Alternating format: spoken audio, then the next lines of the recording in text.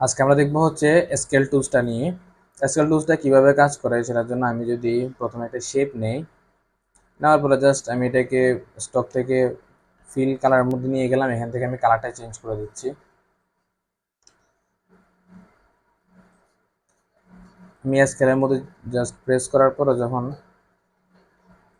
এই মাথাগুলোকে নিয়ে যখন আমি এরকম করব, তখন আমি বিভিন্নভাবে স্কেল করে আমার কর্নার শেপের কর্নারগুলোকে আমি মাথাগুলোকে নিজের মতো করে কন্ট্রোল করতে পারবো। অথবা আমি যদি এটাকে যদি একটু ডানে বামে নেই, তাহলে আমার স্কেলটা কিন্তু কি আমি এইটাকে যেদিকে নিয়েছি তার অপোজিটে কিন্তু এটা যাচ্ছে। ঠিক আছে, এই যে জিনিসটা আমি যখন বড় ছোট করতেছি মাউসের ইশারা, আর এটা যখন সেন্টারে থাকবে এই শেপের একদম সেন্টার পয়েন্টে আছে।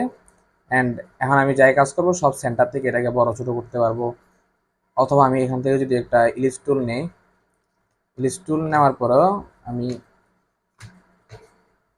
ইলিশ টুলটার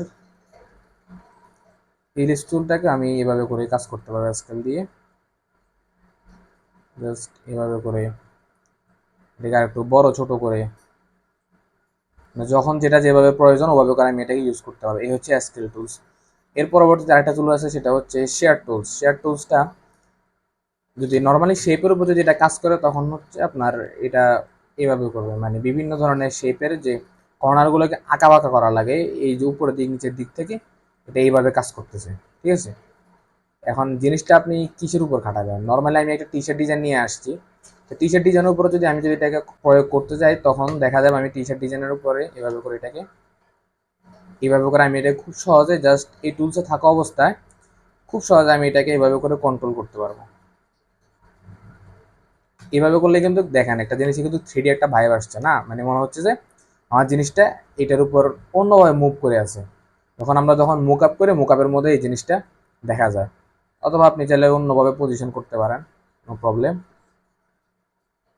এইভাবে করে অথবা যারা যেভাবে প্রয়োজন ওভাবে ইউজ করে এই শেয়ার টুলসটাকে আমরা ইউজ করতে পারি। বিভিন্ন স্টাইলে বিভিন্ন সিস্টেমে করা যায় এই টুলসটা দিয়ে।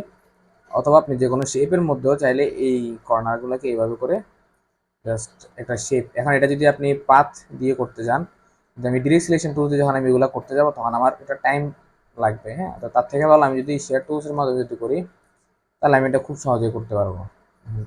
এই হচ্ছে শেয়ার টুলসের কাজগুলো। শেয়ার টুলস এবং স্কিল টুলস নিয়ে আজকে আলোচনা করলাম।